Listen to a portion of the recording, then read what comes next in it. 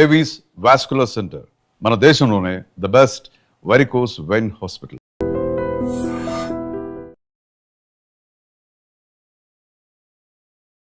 Welcome to IG media.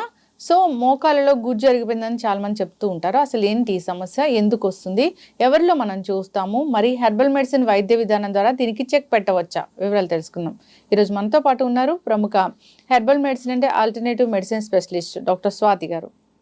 Madam నమస్తే అండి. నమస్తే లక్ష్మి గారు. ఇప్పుడు చూస్తున్నారు ఏంటంటే న్యాచురల్ వేస్లో హెల్త్ ఇష్యూని తగ్గించుకోవడం ఎలాగని. సో మోకాళ్ళలో గుజ్జు జరిగిపోయిందని చాలా మంది కంప్లైంట్ చేస్తూ ఉంటారు. ఎందుకు ఈ సమస్య వస్తుంది అసలు? ఓకే, ఇప్పుడు మోకాళ్ళ నొప్పులు అనగానే ఫస్ట్ మనం గమనించుకోవాల్సింది ఏంటంటే పేషెంట్స్ మనకు చెప్తారు, ఎవరైతే దీని నుంచి సఫర్ అవుతూ ఉంటారో మోకాళ్ళు నడుస్తున్నప్పుడు బాగా నొప్పిగా ఉంది, స్వెల్ అవుతూ ఉంటాయి మోకాళ్ళ చుట్టూరు, అలాగే వాళ్ళకి మెట్లెక్కి దిగాలన్నా కష్టంగా ఉంటుంది. ఫిజికల్ మూమెంట్ అనేది చాలా దెబ్బతింటుంది. దీనికి మెయిన్ కారణం ఏంటంటే ఏదైతే మోకాళ్ళ ఒక స్ట్రక్చర్లో మధ్యలో మనకి ఏదైతే గుజ్జులాగా పనిచేస్తుందో లిక్విడ్, అది డ్రై అవుతూ వస్తుంది. దీనికి చాలా కారణాలు ఉంటాయి. ఎందుకు డ్రై అవుతుంది అనేది తెలుసుకుని దాని జాగ్రత్తలు తీసుకోవాలి. ఇప్పుడు చిన్న వయసు 20 ఏళ్ళు అనుకోండి, 30 ఏళ్ళు 40 ఏళ్ళు వచ్చేటప్పుడు ఇవన్నీ స్టార్ట్ అవుతూ ఉంటాయి. ఎప్పుడైతే మీకు కొంచెం పెయిన్గా అనిపిస్తుందో, మొబిలిటీలో కష్టంగా ఉంటుందో అప్పుడే మనం జాగ్రత్త తీసుకోవాలి.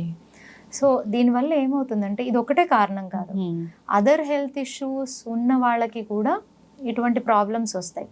ఆస్టియో ఆర్థరైటిస్ అని దాంట్లో కూడా మనకి ఈ సైనోవియల్ ఫ్లూయిడ్ అని ఉంటుంది, అది చాలా ఇంపార్టెంట్ అనమాట. అది ఎప్పుడైతే తగ్గుముఖం పడుతుందో అప్పుడు ఇలాంటి ప్రాబ్లమ్స్ అన్నీ స్టార్ట్ అయిపోతూ ఉంటాయి. బేసిక్గా ఇక్కడ మనకి ఇంకొకటి ఏంటంటే మోకాళ్ళ నొప్పులు వచ్చినప్పుడు ఓన్లీ మోకాళ్ళ నొప్పులు ఒకటే కాదు ప్రాబ్లం, దాంతోపాటు ఏం కాంప్లికేషన్స్ పెరుగుతాయో అనేది బెంగ ఉంటుంది. అన్నిటికన్నా ముఖ్యం బాడీ వెయిట్. బాడీ వెయిట్ని పెరగకుండా కాపాడుకోవడానికి పాపం ఫుడ్ కూడా తగ్గించుకుంటూ వచ్చేస్తుంది. అది తగ్గించుకోవడంలో తప్పలేదు, కానీ అక్కడ న్యూట్రిషన్ ఫాలో అవ్వరు. ఎప్పుడైతే మనం న్యూట్రిషన్ ఫాలో అవ్వమో ఆల్రెడీ ప్రాబ్లం ఉంది, అది ఇంకా దెబ్బతింటూ వస్తుంది. సో అందుకని మనము తీసుకోవాల్సినటువంటి జాగ్రత్తలు చాలా ఇంపార్టెంట్. ఏంటంటే మన ఫుడ్ డయట్ని చేంజ్ చేసుకోవాలి. డయట్లో ఎలాగంటే మీకు మోకాళ్ళకి నేను చెప్తానండి, అక్రూట్ ఉంది కదా, అక్రూట్ అయితే అద్భుతంగా పనిచేస్తుంది. ఎవరికైతే ఇప్పుడిప్పుడే మోకాళ్ళ నొప్పి స్టార్ట్ అయింది లేదా 2-3 ఏళ్ళ నుంచి కూడా మోకాళ్ళ నొప్పి ఉంది అనేటటువంటి వారు ఏం చేయాలంటే డైలీ ఒక 5 నుంచి 8 అక్రూట్స్ నైట్ నానబెట్టేసి రాత్రి పొద్దున్నే ఖాళీ పొట్టతో మంచిగా చివ్ చేసి తింటే దాంట్లో ఉన్నటువంటి న్యూట్రిషన్ వాల్యూ ఏం చేస్తుంది అంటే మీ మోకాళ్ళ నొప్పికి సంబంధమైనటువంటి ఇన్ఫ్లమేషన్ని తగ్గిస్తుంది, వాపుని తగ్గిస్తుంది, పెయిన్ని తగ్గిస్తుంది. అలాగే లిక్విడ్ ఏదైతే తగ్గుతుందో దాన్ని మళ్ళీ రీజనరేట్ అయ్యేలాగా చేస్తుంది. ఎప్పుడైతే మీకు ఫ్లూయిడ్ తగ్గుతుందో మళ్ళీ కార్టిలేజ్ కూడా దెబ్బతింటది. సో అక్కడి వరకు వెళ్లకుండా మనల్ని కాపాడుకోవచ్చు ఇలాంటి చేంజెస్ చేయడం వల్ల. అందరికీ ముందుగానే కొంచెం సిమ్టమ్స్ కనిపిస్తానే ఫాలో అయితే మంచిది. ఫస్ట్ ఫాలో అయితే వాళ్ళకి కంపల్సరీ 1.5 మంత్ వాళ్ళని ఒక్కరోజు కూడా మానకుండా చేయమనండి, మంచి రిజల్ట్స్ వాళ్ళే చూస్తారు. అరే చెప్పారు కదా 4 రోజులు పాటించి ఇంకా తగ్గలేదు అని అంటే కుదరదు. మనం మినిమం 1.5 మంత్ దాన్ని రెగ్యులర్గా తీసుకుంటూ ఉంటే మన నీళ్ళు చేంజెస్ మనమే గమనిస్తాం. అండ్ అందరికీ తెలిసిందే జాయింట్స్ అనేది ఎక్కువ దాని హెల్త్ కాల్షియం మీద డిపెండ్ ఉంటుంది. సో మనం తీసుకునే ఫుడ్స్లో కాల్షియం అనేది మనం చూసుకోవాలి. నువ్వులు, సజ్జలు ఇవన్నీ కాల్షియంలో చాలా రిచ్ అండి.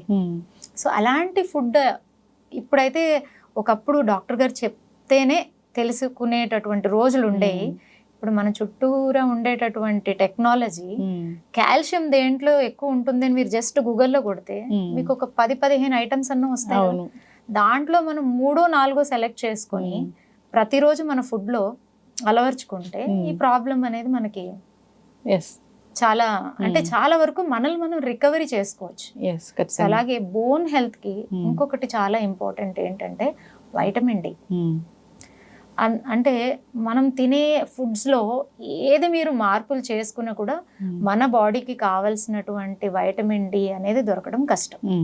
సో దానికి చేయాల్సింది చాలా ఇంపార్టెంట్ అంటే సన్లైట్. సన్లైట్లో అట్లీస్ట్ మార్నింగ్ మనం 15 to 20 minutes ఆ సన్లైట్ని తీసుకోగలిగితే చాలా చేంజెస్ ఉంటాయి. పర్టికులర్గా ఎవరైనా సరే జాయింట్ ఇష్యూస్, ఒక మోకాళ్ళే కాదండి, ఇప్పుడు దాంట్లో రకరకాలు ఉన్నాయి. రొమటైడ్ ఆర్థరైటిస్ ఉంది, అన్ని జాయింట్స్లోని ప్రాబ్లం ఉంటుంది వాళ్ళకి, ఇన్ఫ్లమేషన్ అయిపోతుంది. అలాగే గౌట్ ఆర్థరైటిస్, యూరిక్ యాసిడ్ పెరిగిపోవడం, ఇవన్నీ జాయింట్ ఇష్యూసే. సో జాయింట్స్కి సంబంధించిన ఏ ఇష్యూ అన్నా ఉండనివ్వండి, వాళ్ళకి ఫస్ట్ కావాల్సింది సన్లైట్. అలాగే మనం ఫుడ్లో కాల్షియం, మిల్క్లో కూడా ఎక్కువగా ఉంటుంది కదా. చిన్న చిన్న చేంజెస్, అట్లీస్ట్ మనం డే టు డే మన రొటీన్ని మార్చుకుంటే చాలా వరకు మనకి న్యూట్రిషన్ డెఫిషియన్సీ అసలు మెయిన్ రీజన్ అనేది అన్ని రోగాలకు. అండ్ జాయింట్ ఇష్యూ ఉన్న వాళ్ళు కంపల్సరీ ఇవన్నీ జాగ్రత్త తీసుకోవాలి. అండ్ వీళ్ళకి అన్నిటికన్నా ముఖ్యమైనది మసాజెస్ చాలా హెల్ప్ చేస్తాయి బాడీకి. శరీరంలో మనకి ఏంటంటే వాతం అనేది ఎక్కువగా ఉన్నప్పుడు ఈ జాయింట్ ప్రాబ్లమ్స్ అన్నీ వచ్చేస్తూ ఉంటాయి. ఏమి లేదు, మనకు మనమే టైం దొరికినప్పుడు నువ్వుల నూనె, ఆవ నూనె అలాంటివి తీసుకొని మంచిగా మన చేతుల్ని, మన కాళ్ళని మసాజ్ చేసుకుంటూ ఉంటే సర్క్యులేషన్ బాగా అవుతుంది. ఇప్పుడు మొత్తం శరీరం అంతా మనం మసాజ్ తీసుకోవడానికి టైం ఉండదండి. ఓన్లీ పాదాన్ని తీసుకోవచ్చు. ఒక పాదం మసాజ్ చేయడం వల్ల మీ శరీరం మొత్తం ఆటోమేటిక్గా ఆ మసాజ్ ఒక ఎఫెక్ట్ శరీరం మొత్తం ఉంటుంది అనమాట. సో ఇది వారంలో ఒక్కరోజు చేసుకోవచ్చు కదా. సో ఇలాంటివి చేయాలి. And physical movement, physical activities అనేది చాలా చాలా ఇంపార్టెంట్. దాంట్లో మీకు చాలా మంది జాయింట్ ఇష్యూ ఉన్న వాళ్ళల్లో మనం గమనించేది ఏంటంటే వాళ్ళు ఎక్కువ ఎఫర్ట్ పెట్టి ఏమీ చేయలేరు, ఎక్కువ బరువులు ఎత్తలేరు, ఇవన్నీ చేయలేరు. నేను నడవలేనమ్మా, నేను ఎలా చేయగలను అని అడిగే వాళ్ళు కూడా ఉంటారు. వాళ్ళు కూర్చున్న చోటే చిన్న చిన్న సూక్ష్మ వ్యాయామాలు చేసుకోవచ్చు. సో అలాగే మీకు ఒమేగా రిలేటెడ్ ఫుడ్స్ ఏమైతే ఉంటాయో వాటిని ఎక్కువగా తీసుకోవడం, ఇలాంటివన్నీ చేయడం వల్ల మీకు చాలా వరకు జాయింట్ ఇష్యూస్ నుంచి బయటపడే అవకాశం ఉంది. మీకు ఒక మంచి హోమ్ రెమెడీ చెప్తానండి, చాలా అద్భుతంగా పనిచేస్తుంది. ఇది అందరి ఇంటి దగ్గర ఉండేటటువంటి చెట్టు, పారిజాతం చెట్టు. ఆ పువ్వులు అందరికీ తెలుసు, దాన్ని మనం చేత్తో తీసుకోకూడదు, కింద పడినప్పుడు తీసుకుని అది భగవంతుడికి సమర్పించాలి, అంత పవిత్రమైనది అని. అంటే ముందే వాళ్ళు అనలైజ్ చేశారు దాని ఒక మెడిసినల్ వాల్యూస్. అందుకే దాన్ని పిక్ చేయకూడదు, ఎందుకంటే అది మనం పిక్ చేసినప్పుడు ఏమవుతుందండి, మనల్ని ఎవరైనా పిన్ చేస్తే ఏమవుతుంది, పెయిన్ వస్తుంది. అది పెయిన్ నే తీసేటటువంటి ప్లాంట్ కాబట్టి దాన్ని మనము పిక్ చేయకూడదనే ఉద్దేశంతో గురువులు పెట్టినట్టు ఉన్నారు. సో ఇది ఎలాగంటే ఈ ప్లాంట్ కి లీవ్స్ ఉంటాయి కదా, 8 to 10 లీవ్స్ తీసుకోవాలి. తీసుకుని దాన్ని కొంచెం మంచిగా స్మాష్ చేసేసి దానికి ఒక గ్లాస్ ఆఫ్ వాటర్ యాడ్ చేసి దాన్ని మంచిగా బాయిల్ చేయాలి. బాయిల్ చేసేటప్పుడు కొంచెం జింజర్ని యాడ్ చేయడం వల్ల దాని ఒక మెడిసినల్ వాల్యూ ఇంకా పెరుగుతుంది. దాన్ని మనం ఫిల్టర్ చేసుకొని టీ లాగా తాగాలి. నేను చాలా మంది పేషెంట్స్కి ఇది రికమెండ్ చేశాను, అద్భుతమైన రిజల్ట్స్ అండి. ఎవరైతే ఇవన్నీ తీసుకుంటూ ఉంటారో వాళ్ళలో బ్యాక్ పెయిన్ రిలీవ్ అవుతుంది, సయాటిక్ పెయిన్ అని ఉంటుంది, మొత్తం నడుము నుంచి కాలు కింద భాగం వరకు లాగుతూ ఉంటుంది, నడవడానికి కష్టపడుతూ ఉంటారు వాళ్ళకి.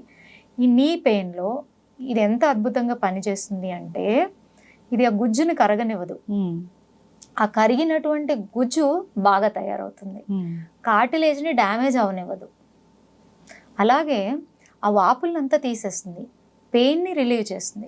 చాలా అద్భుతమైంది.